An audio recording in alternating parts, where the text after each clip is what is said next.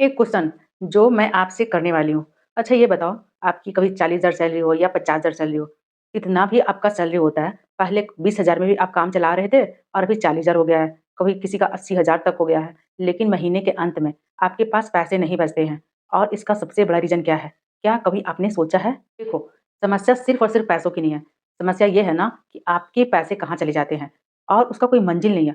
कहने का मतलब है कि जो पैसों की मंज़िल तय होता है ना, उसी को कहते हैं बजट। मतलब कि अगर आप बजट नहीं बनाते हो और आप पैसे जो मंथ में आता है, जो सामने खर्च दिखता है, वो करते जाते हो, तो आप ना खुश रह पाओगे और ना आपके पास पैसे रह पाएँगे। बहुत सारे लोग ऐसे ही करते हैं। जब भी महीने का अंत आता है, तो उनके पास ज़रा भी पैसा नहीं बचता और समझ में नहीं आता घर कैसे चलाएँ और फ्यूचर का प्लानिंग तो छोड़ ही दो। उनके उनके साथ इतना सारा प्रॉब्लम आ जाती है कि वो ज़िंदगी बस काट रहे होते हैं, जी नहीं पाते हैं। लेकिन इसी का नाम है बजट। अगर आप सही बजट, सही तरीके से घर चलाते हो, तो आपकी ज़िंदगी एक पटरी पर आ जाएगी और धीरे-धीरे करके आप उसी पैसे से आप ग्रो कर पाओगे। लेकिन अगर आपकी 40,000 सैलरी है, तो समझ लो कि वही आपका उसी में से सब कुछ आपको करना है। तो सबसे पहले आपका जो मेन खर्च है, कहने का मतलब अगर 40,000 रुपए में आप रेंट पे रह रहे हो, तो रेंट का पैसा निकाल दो, खाना और खर्चा में जो पैसा लगता है वो निकाल दो, बच्चे का फीस निकाल दो, जो भी आपका ज़रूरत का खर्च है, जो बहुत ज़्यादा नीड है, उसको निकाल दो। उसके अलावा भी 2 से 3,000 रुपए और आप निकालो, जो आपको मतलब कोई स्किल सीखना है या फिर आप कहीं घूमने जाने वाले हो या कहीं ट्रैवल करने वाले हो, कोई भी ऐसा काम जो आपको खुशी देती है, उस पैसों को भी आप निकाल दो। ये पैसे आपको 2,000 हो सकते हैं या 3,000 हो सकते हैं, जैसी आपकी कमाई है उसके अनुसार। उसके बाद का जो पैसा बचता है, वो पैसे आप सैलरी आते ही जमा कर दो। सबसे पहले जिस दिन आपकी सैलरी आती है, उसी दिन आप कॉपी पेन लेकर बैठो, क्या खर्च है पूरे महीने का हिसाब लगाओ। देखो ₹1000 या फिर 1,000 डेढ़ हज़ार ऊपर चला जाएगा आपका। ये मैं नहीं कह रही हूँ कि आपका जितना बजट बना रहे हो एकदम 100% वही जाएगा। लेकिन उससे क्या होगा ना कि आपके दिमाग में जब भी आप खर्च करोगे ना तो एक क्लिक करेगा कि आप ना महीने का एक बजट बनाए थे जिसमें ये जो भी आपका ख्वाहिश था और जो भी नीड था, वो आपको पूरा करना है। हो सकता है इसी बहाने आपका दिमाग चलने लगेगा कि इससे ज़्यादा भी कमाने का तरीका आएगा। तो आप जब बजट बनाओगे तो कोई स्किल सीखने के लिए जो पैसा लगेगा उसका भी दिमाग आपका खुलेगा धीरे-धीरे। आपको लगेगा कि इतना में काम नहीं चल रहा है तो एक बजट बनाते हैं जिससे स्किल्स भी सीख सकते हैं या फिर आप कुछ अपना पसंद का काम कर सकते हो। देखो ज़िंदगी में सब कुछ जमा करने के लिए मैं नहीं बोल रही हूँ कि आप जितना भी स पैसा आए उसको 50% जमा कर दो और एकदम गरीबी में जियो। ये नहीं करना है, जीना है भई क्योंकि ज़िंदगी आपकी है।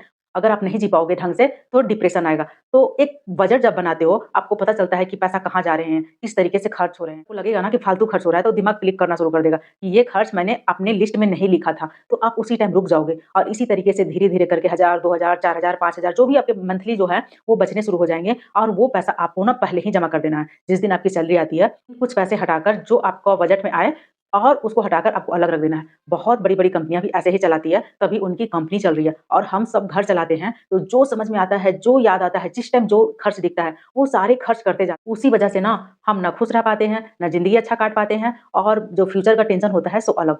तो आप अगर 1000, 2000 अगर अपना काट के रखते हो पहले ही से, तो आपको ज़िंदगी में धीरे-धीरे करके आप ग्रो करने लगोगे। आपको पता चलेगा कि मेरे पास भी पैसे आ रहे हैं और किस तरीके से मैं उसे खर्च कर रहा हूँ और वो जो डाटा बनेगा आपका, वही कहलाएगा आपका बजट। और एक बात बताऊँ, जब मैं फाइनेंस का ये नहीं जानती थी, तभी मेरे पास जितने पैसे आते थे, उतना में भी मुझे घर नहीं चला पाती थी। मुझे समझ में नहीं आता था पैसे कहाँ जा रहे हैं और जब मैंने बजट बनाना सीखा, तो मैंने बहुत कुछ सीखा यार। मुझे पता चल रहा है कि मेरे पैसे कहाँ जा रहे हैं, कौन-सा यूज़फुल है जो मुझे इस मंथ में खरीदना पड़ेगा, कौन-सा चीज़ है जो नहीं खरीदूँगी तब भी काम चलेगा और कौन से पैसे हैं जो मुझे जमा करने हैं और कौन-सा स्किल्स है जो मुझे सीखना है। तो ये सारा कुछ निकल कर तभी आएगा, जब आप बजट बनाओगे और अगर बजट आप बनाना नहीं सीखे हो, तो आप यूट्यूब पे सर्च मारो कि बजट कैसे बनाते हैं। सैलरी कितनी भी हो, आपको 20,000 की सैलरी हो, 30,000 की सैलरी हो, 40,000 की सैलरी हो या 50,000 का सैलरी हो या 1 लाख, 2 लाख जो भी आपकी सैलरी हो, तो उस सैलरी में आप बजट बनाओ। आप चैट जीपीटी से हेल्प ले सकते हो, आप यूट्यूब पे हेल्प ले सकते हो, कहीं से भी हेल्प लेकर जिस दिन आप बजट बनाना सीख गए, अपनी सैलरी को मैनेज करना सीख गए और लिखित में ऐसा नहीं कि बस मन में रखना है कि इतना पैसा किराया जाएगा, इतना पैसा दूध का जाएगा, इतना पैसा जो भी आपके खर्च है उसमें जाएगा, बट आप लिख के करो। जिस दिन सैलरी आती है, उस दिन अगर आप लिखना शुरू करते हो और आपका माइंड इस तरीके से वर्क करना शुरू कर देगा ना कि आपको पता चल जाएगा कि कहाँ पे पैसा लीक हो रहा है, आप कहाँ पैसा फालतू में खर्च कर रहे हो। देखो, जब मैंने बजट बनाया था, तब मुझे रियलाइज़ हुआ कि मैं बहुत सारे पैसे आने-जाने में खर्च कर रही हूँ। मतलब जब बच्चा का ट्यूशन लगाई थी, तो आना-जाना मतलब पहुँचाना, लाना ये सब करने में एक्स्ट्रा खर्च हो रहे थे। ट्यूशन फ़ी था सो अलग। फिर मैंने रियलाइज़ किया कि मैं इसे कैसे पढ़ा सकती हूँ कि वो अच्छे से पढ़ भी ले और मेरे पैसे भी बचें। खर्च लिखना शुरू किया, तो मुझे रियलाइज़ हुआ कि मैं सिर्फ़ आने-जाने में बहुत पैसा खर्च कर रही हूँ। जब मैंने बच्चा को ट्यूशन लगाया था ना, तो कम से कम 2 किलोमीटर दूर था और मुझे जाना पड़ता था, लाना पड़ता था और बहुत ज़्यादा परेशानी झेलना पड़ता था। ट्यूशन फ़ी भी बहुत महँगा था। ऐसे ना बहुत परेशानी हो रही थी। एक तो मेरा टाइम वेस्ट हो रहा था, दूसरा कि आप बच्चा पढ़ भी रहा था तो भीड़ में पढ़ रहा था, वहाँ कोचिंग था और क्लासेस थे। अभी मैंने क्या किया है ना कि मैंने बैच लिया है नेक्स्ट टॉपर का, मेरा बेटा 9th क्लास में है और मैंने बहुत रिसर्च करके ये बैच लिया है और पता है मेरा बच्चा का पढ़ाई भी बहुत अच्छा हो रहा है और वो घर में ही पढ़ रहा है, बस थोड़ा बहुत देखना पड़ता है। मैं जिस टाइम घर में रहती हूँ, उसे देखती हूँ पढ़ते हुए और अच्छा ग्रो कर रहा है। जब वो ट्यूशन जाता है, तो मात्र खींच-तीर के वो 70-75% ला पा रहा था और अभी 85% 90% इतनी मेहनत करने के बाद भी वो 70% लाता था और अभी जब मैं ऑनलाइन क्लास लिया ना, तो वो 85 90 एकदम आराम से चला जा रहा है। समझ में आ रहा है ना कि एक तो मेरे पैसे खर्च हो रहे थे, दूसरा ब बच्चा बहुत हरासमेंट फ़ील कर रहा था, आना-जाना मुझे भी बहुत परेशानी हो रही थी, रोज़ पहुँचाना-लाना और जब मैंने रिसर्च किया, तो समझ में आया सोचो ₹2000 मंथली मैं अलग से दे रही थी और आने-जाने का खर्च ₹2000 मतलब ₹4000 मंथली मेरा सिर्फ़ ट्यूशन फ़ी जा रहा था और वही 4000 में मैंने पूरे साल का पढ़ाई करवा दी। पढ़ाई भी बहुत अच्छी है, बस आपको थोड़ा-सा टेक केयर करना पड़ेगा अपने बच्चों को और ध्यान देना पड़ेगा और उसको थोड़ा-सा गाइडलाइन देना पड़ेगा।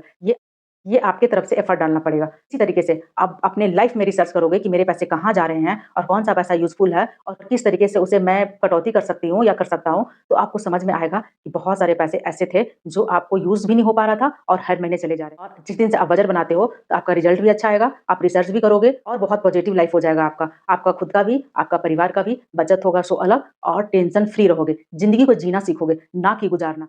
100% बजट को फ़ॉलो करोगे, तो आप देखना आपके लाइफ़ में ना बहुत सारी पॉजिटिव चीज़ आना शुरू हो जाएगा और नेगेटिव चीज़ भागना शुरू कर देगा। लाइफ़ भी ग्रो करेगा, आपका फैमिली भी खुशहाल रहेगा और आप भी खुश रहोगे। अगर मेरी वीडियो से आपको थोड़ी-सी भी जानकारी मिलती है, तो प्लीज़ लाइक कर देना, सब्सक्राइब कर देना। मिलती हूँ नेक्स्ट वीडियो में, इसी तरह का टॉपिक लेकर आऊँगी।